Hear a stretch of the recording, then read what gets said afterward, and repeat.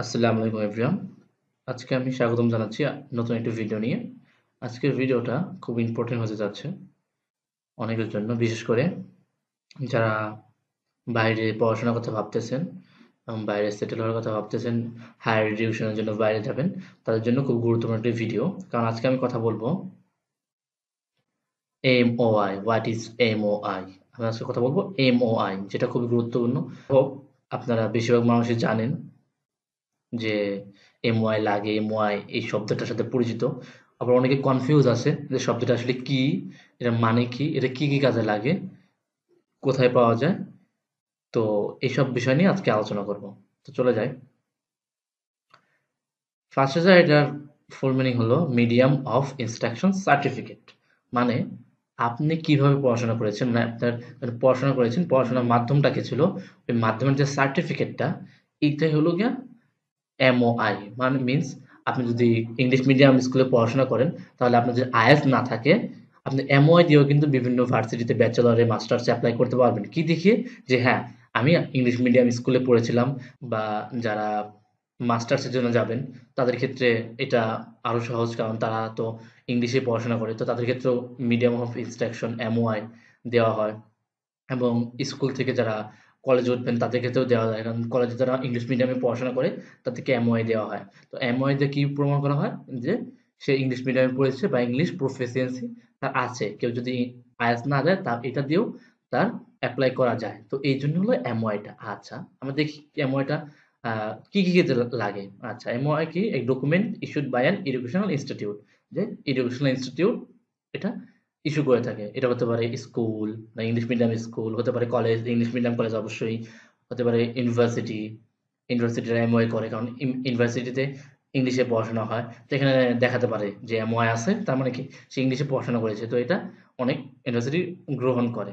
আচ্ছা, তারপরে কি আছে যে it's a type of language proficiency certificate that can be used for a variety of purposes including admission, employment, travel, permanent residency।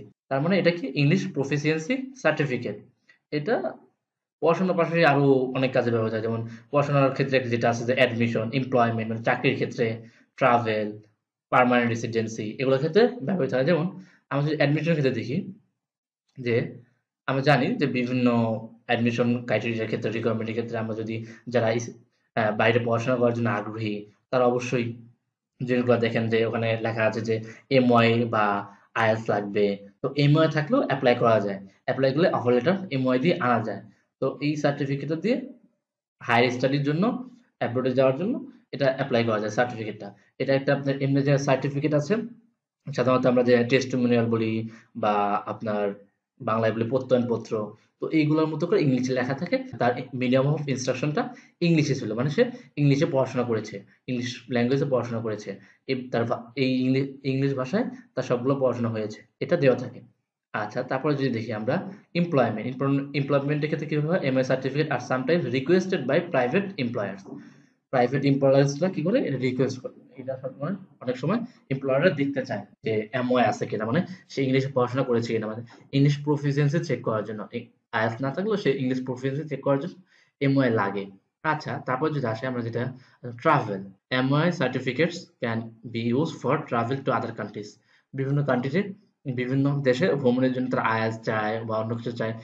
বিশেষ করে যেগুলা ইংলিশ স্পোকেন কান্ট্রি, মানে বেশিরভাগ মানুষের ভাষা ইংলিশ, তো তখন তো আপনাকে ইংলিশ জানতে হবে। তাছাড়া তো আপনি ট্রাভেল করতে পারবেন না। এই জন্য তারা রিকমেন্ড দিয়ে দেয় ভিসা রিকোয়ারমেন্ট, যে আপনাকে MOI লাগবে বা আইএলটিএস লাগবে। তো এই ক্ষেত্রে MOI টা কাজে লাগে।